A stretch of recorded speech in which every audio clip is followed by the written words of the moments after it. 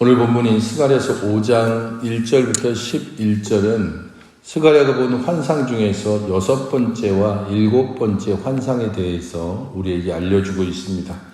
6번째 환상이 날아가는 두루마리에 대한 환상이라면 7번째 환상은 에바 안에 있는 한 여인에 대한 환상입니다. 이 6번째와 7번째는 거의 동일한 주제를 가지고 있다고 볼 수 있는데, 이것은 성전 재건에 참여하고 있는 이스라엘 백성들이 어떻게 정결함과 순결함을 유지할 수 있는가, 혹은 하나님께서는 이스라엘 백성 공동체의 정결함과 순결함을 원하신다는 것을 이 환상을 통하여서 보여주고 있습니다. 스가랴가 봤던 두루마리의 크기가 길이가 20규빗이고 너비가 10규빗이라고 이야기를 하고 있는데, 20규빗이면 대체적으로 한 9m 정도가 되고 10규빗이면 약 4.5m 정도가 됩니다. 실로 엄청나게 큰 대형 두루마리라고 볼 수 있고, 일반적으로 봤을 때 당대에 이런 정도의 두루마리가 있었을까? 길이상으로 한 9m 정도 되는 두루마리는 충분히 존재할 수 있지만, 너비가 4.5m 정도쯤에 이르는 두루마리는 거의 존재하기가 힘들 가능성이 있습니다. 그런 면에서 이 두루마리는 그냥 두루마리라기보다는 카펫 같은 그런 느낌이 들게 합니다. 왜 이렇게 거대하고 큰 두루마리가 하늘을 날아다니고 있을까? 그것은 아마도 이스라엘의 죄악이 그 두루마리처럼 엄청나게 크다는 것을 강조하는 의미도 있고, 또 다른 한편에서는 멀리서도 보일 만큼 큰 두루마리를 사용하고 있는 것을 알 수 있습니다. 이스라엘 백성들은 지금 포로에서 돌아왔고, 포로에서 귀환한 후에 성전을 재건하다가 중단했다가 다시 성전 재건을 시작한 지 2달 정도가 지난 후입니다. 그런 가운데서 이스라엘 가운데 여전히 남아있는 바벨론의 영향들, 곧 우상 숭배라든지 그리고 죄악의 요소들이 여전히 남아있다는 것을 이 날아가는 두루마리를 통해서 보여주고 고발하고 있는 것입니다. 그래서 여기서 3절에서 있는 것처럼 그가 내게 이르되 이는 온 땅 위에 내리는 저주라고 얘기하면서, 도둑질하는 자는 그 이쪽 끌대로 끊어지고 맹세하는 자는 그 저쪽 끌대로 끊어지리라 라고 말하고 있습니다. 여기에 적혀져 있는 내용이 2가지가 등장하는데, 하나는 도둑질하는 것, 하나는 거짓 맹세하는 것입니다. 2가지가 다 십계명과 연관되어져 있습니다. 그래서 이 두루마리에 온갖 저주의 글들이 적혀 있지만, 특별히 그 중에서 도둑질과 맹세 2가지만을 언급하는 이유는 이스라엘 가운데에서 지켜야 할 율법의 가장 핵심으로서의 십계명을 여기서 언급하는 것을 알 수 있습니다. 그 이쪽 글, 또 그 저쪽 글이라고 함으로써 십계명의 2 돌판을 여기에서 말하고 있는 것을 알 수 있습니다. 근데 왜 굳이 십계명의 그 10가지 계명 중에서 도둑질과 맹세만을 이야기하고 있을까? 그것은 3절에서 말하는 것처럼 이쪽 저쪽이라는 의미에서 찾을 수 있습니다.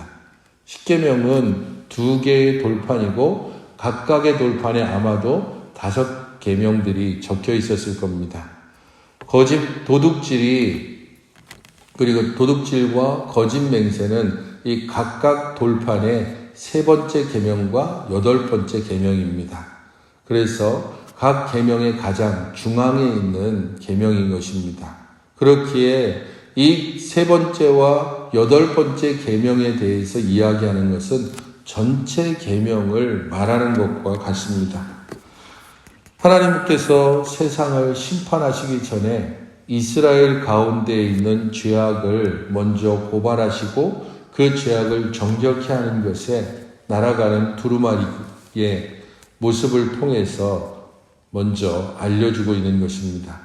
사실 당대 사회를 보게 되면 성전 재건을 시작하고, 그리고 그것이 여러 가지 어려움 때문에 중단된 이후에 이스라엘 백성들은 처음에 꿈꿨던 그런 신정 국가에 대한 소망과 열정을 잃어버리고 점점 현실적인 사람들이 되어져 갔습니다. 현실적으로 그들은 여러 이방 민족들과 대치하는 삶을 살아야 됐고 자신들을 돌보아줄 그 어떤 울타리도 없는 상태였습니다. 당연히 새 속에 적당하게 물들어가고 거기에 맞춰가면서 살아가는 삶에 익숙해져 갔습니다. 그들은 실제적으로 그 모습을 잘 보여주는 게 당대 사회에서 법정을 보면 알 수 있습니다. 법정에서 공정함과 정의가 실현되고 있는가. 하지만 당대 사회에 대해서 특별히 법정과 관련해서 어떠한 말이 나돌았냐 하면 법정이 무기 제조 기계라고 그렇게 설명이 되어졌습니다. 법정 안에서 죄악이 만들어지고 그 죄악이 오히려 고발되어지고 그런 식으로 누가 돈을 더 내고 누가 더 뒷돈을 내고 누가 더 서로 아는 사이인가 이런 것에 따라서 법이 이렇게도 적용되고 저렇게도 적용되는 상황이었다는 겁니다. 그렇게 도둑질과 거짓말과 그리고 거짓 맹세 이런 것들이 법정에서 아주 자연스럽게 때로는 사면되기도 하고 때로는 그것이 너무 엄하게 적용되기도 하는 그런 식의 법정이 그 당시의 모습이었습니다. 그래서 두루마리가 날아다니면서 거짓말하는 자의 집에도 들어가고 또한 내 이름을 가리켜 망령되이 맹세하는 자의 집에도 들어가서 그의 집에 머물고 그 집을 나무와 돌과 아울러 살을 것이다 라고 할 정도로 이스라엘 자체적으로 스스로를 정결하게 하고 깨끗하게 할 수 있는 그런 힘을 잃어버린 상태였기 때문에 하나님께서 직접적으로 개입해서 그들 가운데 죄를 제거하고 그들을 정결케 하는 것이 날아가는 두루마리 환상을 통해서 보여주고 있는 의미입니다. 하나님께서 이스라엘을 심판하신다는 것 혹은 징계하시고 경고하신다는 것 그것은 하나님의 사랑의 또 다른 표현입니다. 하나님께서 아직 이스라엘의 기대와 소망을 가지고 있기 때문에 그들에게 경고하시기도 하고 때로는 심판하시기도 하고 때로는 징계하시고도 하는 것입니다. 이스라엘은 포로에서 돌아왔다는 것으로 성전을 재건하려고 했다는 것만으로 내가 예전에 이랬어라고 하는 것으로 지금 현실의 죄악을 덮으려고 하고 있습니다. 그런 그들에게 두루마리 환상을 통해서 그들의 죄악을 고발하고 징계하시는 하나님의 사랑이 이곳에서 등장하고 있습니다. 5절부터 11절은 에바 안에 있는 여인의 환상에 대해서 기록하고 있습니다. 일반적으로 학자들이 이 환상과 관련해서는 쉽지 않은 해석을 내놓고 있습니다. 이것은 에바의 의미가 도대체 어떤 것인지 그리고 에바 안에 앉아있는 여인은 그 정체가 어떤 것인지에 대해서 학자들마다 각기 다르게 해석하고 있기 때문입니다. 6절에서 이것이 무엇이냐고 묻는 선지자에게 이것은 에바인이라 하시고 또 이르되 온 땅에서 그들의 모양이 이러하다라고 말하고 있습니다. 그래서 이 에바라고 하는 것을 그냥 원래 의미대로 곡식이나 물질을 재는 그런 측량 단위로 볼 것이냐 혹은 이 에바라고 하는 단어가 조금 잘못 쓰여져서 철자 하나를 고쳐서 죄라고 그렇게 번역할 것인가 각기 학자들마다 견해 차이가 있습니다. 어쨌든 일반적인 부분들은 현재로서는 죄라고 번역하는 그런 경우들도 있고 원래 그냥 측정 단위인 에바를 그대로 사용하자고 하는 것이 팽팽하게 나누어져 있습니다.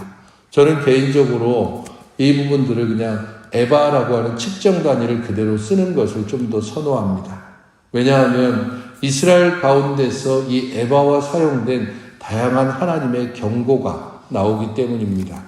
레위기 19장 36절에서는 공평한 저울과 공평한 추와 공평한 에바와 공평한 흰을 사용하라. 나는 너희를 애굽에서 인도하여 낸 너희의 하나님 여호와다라고 에바 사용에 대한 하나님의 경고가 나오고 있고 아모스서 8장 5절에서는 너희가 이르기를 이라고 하면서 잘못된 그 거짓된 장사꾼들을 고발하면서 에바를 잡게 하고 세계를 크게 하여 거짓 저울로 속일 것이다라고 하는 그들의 말을 기록해 두고 있습니다.